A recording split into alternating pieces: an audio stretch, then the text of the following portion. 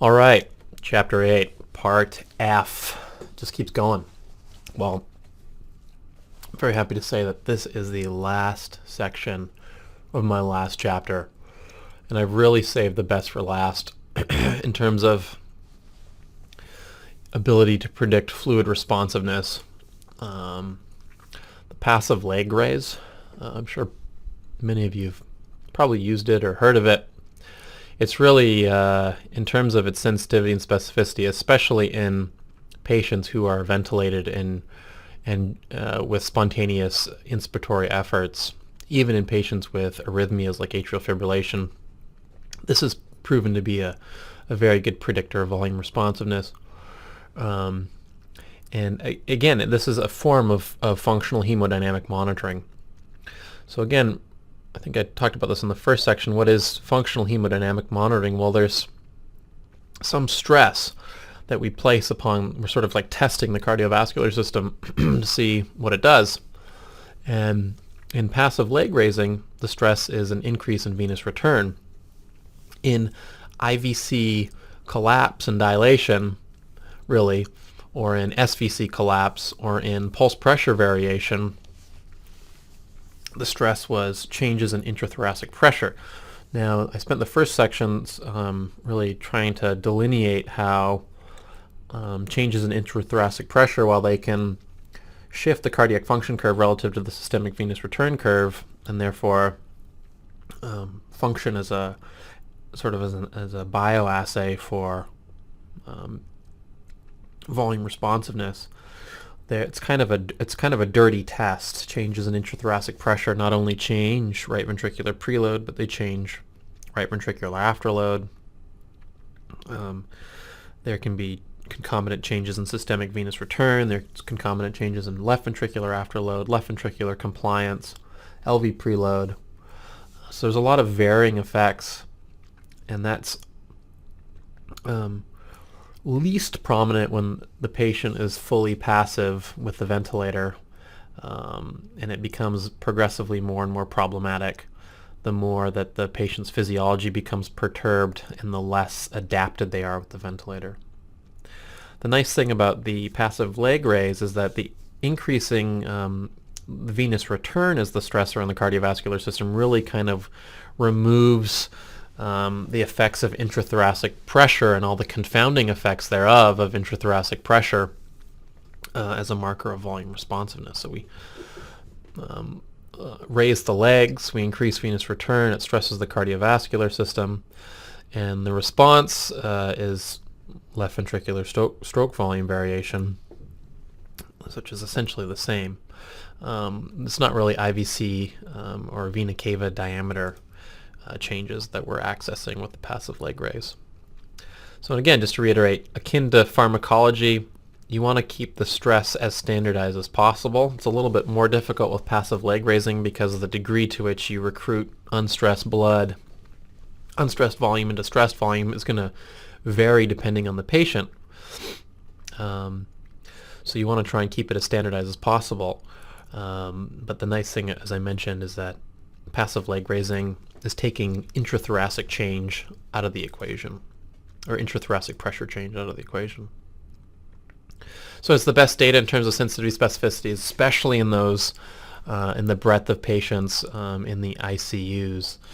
Pulse pressure variation is really, as far as I'm concerned, it's really a test for fluid responsiveness that is limited to patients under general anesthesia in the operating room with minimal cardiopulmonary comorbidities. The diversity of illness in the intensive care unit and the diversity of ventilator settings, it just really makes pulse pressure variation very dirty in terms of predicting fluid responsiveness.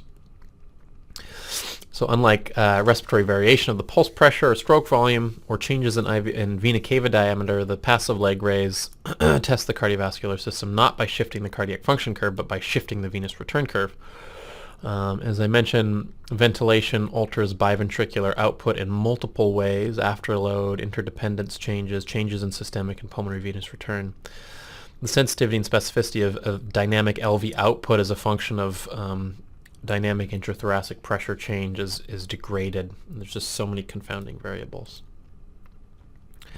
But instead of attempting to shift the cardiac function curve relative to the systemic venous return, the venous return curve can be shifted relative to the cardiac function curve. So unlike simply giving a fluid bolus, the passive leg raise maneuver is akin to a reversible auto bolus as unstressed volume from the lower extremities and abdominal capacitance beds is recruited and delivered to the thorax.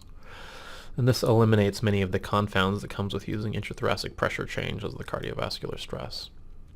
So just comparing these two kinds of functional hemodynamic monitoring, again, for repetition, respiratory variation, the stress placed upon the cardiovascular system is the increase in intrathoracic pressure, which is marked by that blue arrow shifting the right ventricular cardiac function curve rightwards to the systemic venous return curve. There's a drop in right ventricular output, and we use that as a surrogate for the cardiac function curve and the venous return curves intersecting on the cardiac function curve's ascending portion, and therefore the patient is fluid responsive. By contrast, the passive leg raise shifts the venous return curve rightwards, and if there's an increase in cardiac output, we take that to mean the patient is on the ascending portion of their cardiac function curve and is therefore volume responsive. And that's it. That's the basic physiology. So the calves contain upwards of 150 cc's of blood in an average adult, which can be recruited into stressed blood volume, which shifts the venous return curve rightward. Remember, the determination of the x-intercept of the venous return curve is the mean systemic pressure, and that's determined by the stressed volume over the pulmonary venous capacity, or the systemic venous compliance of the venous beds. To maximize blood volume delivery, the patient should begin in a semi-recumbent position and then be quickly transitioned to a supine position with the legs held upwards at least a 45-degree angle. The means of left ventricular output assessment should be instantaneous, as the effect of the passive leg raise is maximal about 30 to 90 seconds following this maneuver, and it's completely reversible when the legs return flat again. And the means of LV assessment ideally should be descending aortic blood flow with, for example, an esophageal pressure probe or aortic outflow velocity time integral measurements, as unfortunately pulse pressure variation in patients, at least triggering the ventilator, loses its predictive power. And that's probably because of changes in intrathoracic pressure affecting pulse pressure variation in the patients who are triggering this. Even though you're essentially bolusing the heart with venous blood and shifting the cardiac function curve, there's still too many confounds with the changes in intrathoracic pressure and pulse pressure variation. So this is my little stick figure who's lying in his or her semi-recumbent position in the intensive care unit. And you're going to perform your passive leg raise maneuver, so you have some way of monitoring beat-to-beat cardiac output, ideally with a descending aortic flow probe or maybe a transthoracic aortic velocity time integral. And then you lay them flat and you lift their legs up, and then you do this for no more than a couple minutes, and you look to see if there's about a 15% output from the left ventricle, and that defines somebody who's going to be fairly well, somebody who's going to be fluid responsive. So some caveats for the passive leg raise is that it should be done pain-free, because if you induce some pain, there may be a sympathetically induced cardiac output augmentation, which would give you a false positive. Compression stockings should be removed. And really, when performing a passive leg raise, one should attempt to confirm that preload actually increased, and you can do that by looking for an increase in the CVP and the wedge pressure or the left ventricular end diastolic area to try and minimize false negatives. Because if you do a leg raise and somebody does not augment their cardiac output, again, it could be a false negative. So it could be that you just were not able to recruit enough blood from the unstressed fraction into the stressed fraction and augment venous return. This test should be avoided in head trauma patients or other neurological injuries where ICP should be minimized, I think kind of for obvious reasons.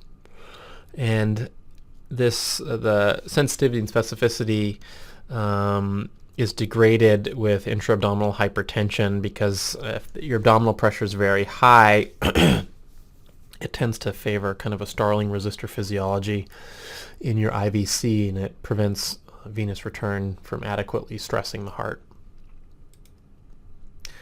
So passive leg raising, what happens? Well, you recruit unstressed blood volume into stressed volume, and therefore the mean systemic pressure increases from here to here. And for this given cardiac function curve, if you increase your cardiac output, that's suggested on the ascending portion. We just talked about that. But if the patient is not volume responsive and you do this procedure and pain induces a large sympathetic outflow, and you can monitor this really by looking for changes in heart rate, or if the patient starts squirming while you're doing this procedure, sudden adrenergic flow may actually give you a false positive. So in such a patient, you could increase venous return with the leg raise, but in this patient, their output would go from here to here, and that would be essentially a negative test. But if it was a pain-filled procedure and you had some big adrenergic discharge, well, this patient would actually augment their output from here to here, but that's actually a false positive, and it's mediated by the sympathetic pain drive. So you want to try and minimize that when you're performing the passive leg raise. I think there's some more tests in the pipeline right now that sort of mimic passive leg raise physiology in terms of augmenting venous return rather than changing cardiac function. One of them is called the end expiratory occlusion test, and it's essentially using the ventilator. You disconnect the patient from the ventilator for 15 seconds, and if the patient has to have no inspiratory efforts for that 15 seconds, but disconnecting the patient from the ventilator actually augments venous return, and the physiology is kind of similar to a passive leg raise. And if there's an increase in aortic flow during the end expiratory occlusion test, then it's been shown to be a very good predictor of fluid responsiveness, even in patients who are triggering the ventilator or who have arrhythmias. The only caveat is that they have to be hemodynamically stable and stable enough from a respiratory standpoint that they can tolerate being disconnected from the ventilator for 15 seconds, and they have to have really no inspiratory efforts for that 15-second time frame. But that's a promising test, and hopefully appreciation of this physiology will generate even more tests for fluid responsiveness in the future, so we can treat patients in the intensive care unit much more safely and use fluids much more judiciously. So that's the end of Chapter 8. That's the end of actually my lecture series. So thank you very much for tuning in. It's been a pleasure. So just some final thank yous. Dr. Steve Ruas, my program director, who granted me the time this year to pursue this crazy project. Certainly owe him a significant debt of gratitude. Dr. Mike Pinsky, actually, about a year ago, I kind of shot him an email with this crazy idea to wanting to write a physiology-based book that dealt with heart-lung interactions, and he's actually an important guy, and he could have easily ignored my silly email, but he actually responded and was very encouraging and directed me to Dr. Mike Gropper at UCSF. He's one of the anesthesiologists up there with an interest in this physiology, and he has certainly helped me with this project. Initially, I just wanted to do a book or a handbook, and he actually suggested that I make lectures with each chapter, PowerPoint lectures, which I sort of got a little bit carried away with throughout this last year. Some of them really got kind of wild, but certainly thank him for that. And then certainly thank my parents for right now being the only ones who watch these lectures. And they watch them at home. They crank up the volume, and then all the dogs start getting excited when they hear my voice, which is nice. And certainly, maybe it sounds a bit silly, but a lot of this physiology that I've talked about was actually derived from dog models. So a lot of our canine friends participated in this physiologic understanding that we have in terms of cardiopulmonary interaction and trying to help us understand critically ill patients. So certainly a big thank you to all those dogs out there. So as we all know that a friendly canine can certainly be your best friend. So thanks a million. Over and out.